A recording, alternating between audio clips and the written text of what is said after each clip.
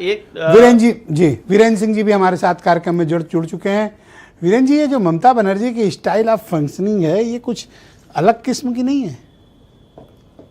देखिए, केंद्र और राज्य के बीच एक सीधा युद्ध का ऐलान ममता बनर्जी ने किया है और इसमें चुनाव आयोग को उन्होंने खलनायक बनाया है।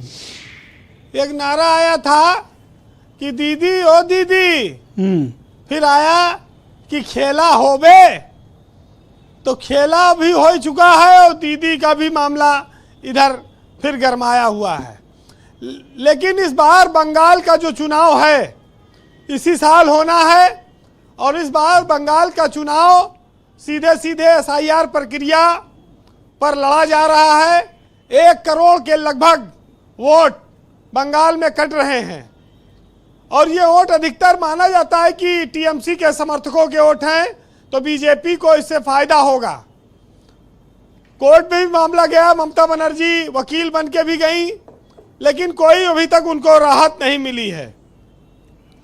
ब्रजेश जी, राष्ट्रपति का अपमान, राष्ट्रपति का प्रोटोकॉल जो मुद्दा बना है वो ब्लू बुक में साफ तौर पर लिखा रहता है कि भारत के राष्ट्रपति, प्रधानमंत्री, उपराष्ट्रपति को क्या प्रोटोकॉल होना चाहिए। ये ब्लू बुक हरदम अपडेट होती है और हर जिले के डीएम के पास मौजूद रहती है, तो अब उसमें बताना नहीं है ज़्यादा।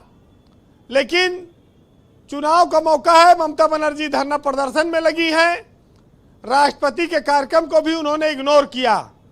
ये कोई चूक नहीं है, ये जानबूझकर उन्होंने इस कार्यक्रम में जाना उचित नहीं समझा। ये बहिष्कार है साफ तौर पर। हालांकि राष्ट्रपति के बजाय अगर आप चुनाव की ओर जाएंगे तो देखेंगे कि जो कलकत्ता या जो बंगाल की विधानसभा है उसमें 294 सीटें हैं जिन पर चुनाव होना है। बीजेपी को 77 सीटों पे जीत मिली थी। पिछले 5 सालों में बहुत बार सीबीआई गई, ईडी गई, संदेश खाली की घटना हुई। जगदीप धनखड़ यहाँ राज्यपाल थे, वो भी चले गए, उपराष्ट्रपति बन गए थे, वो भी उपराष्ट्रपति पद से इस्तीफा देके आजकल घर पे आराम कर रहे हैं।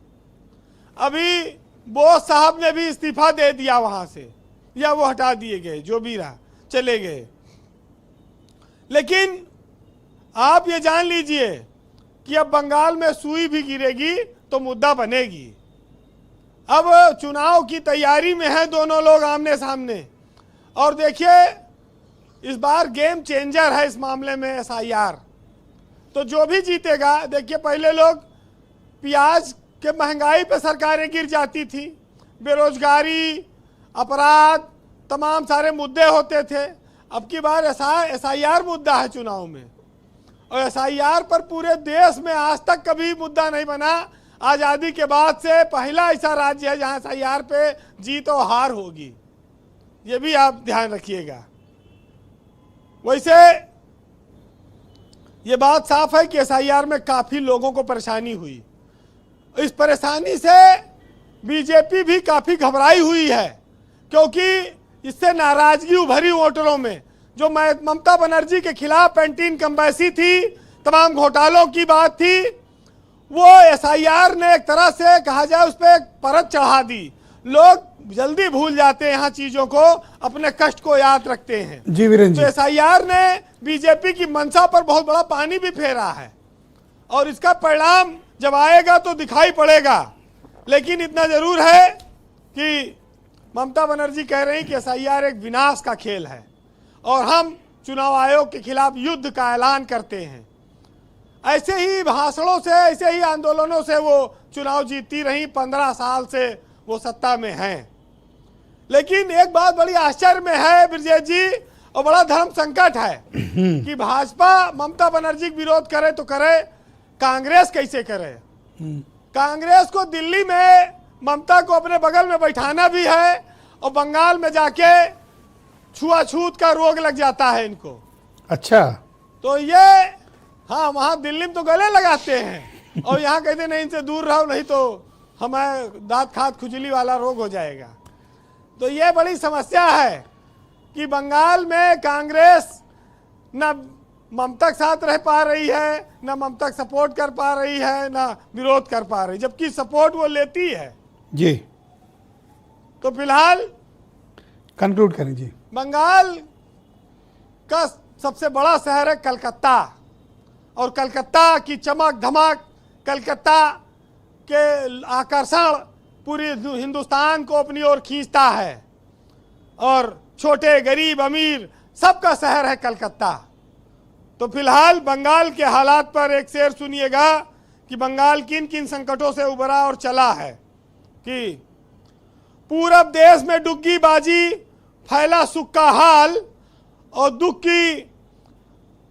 की अग्नि कौन बुझाए, सूख गए सब ताल, और जिन हाथों में मोती रोले आज वही कंगाल, भूखा है बंगाल रे साथी, भूखा है बंगाल। और पीठ से अपने पेट लगाए लाखों उल्टे खाट, और भीख मंगाई से थक थक कर उतरे मौत के घाट, और जीवन मरण के डंडे मिलाए बैठे हैं, और जीवन मरण के डंडे मिलाए बैठे हैं चंडाल रे साथी, बैठे हैं चंडाल, और भूखा है बंगाल रे साथी, भूखा है बंगाल। बहुत शुक्रिया वीरेंद्र जी, बहुत ग्राउंड जीरो से अपना फीडबैक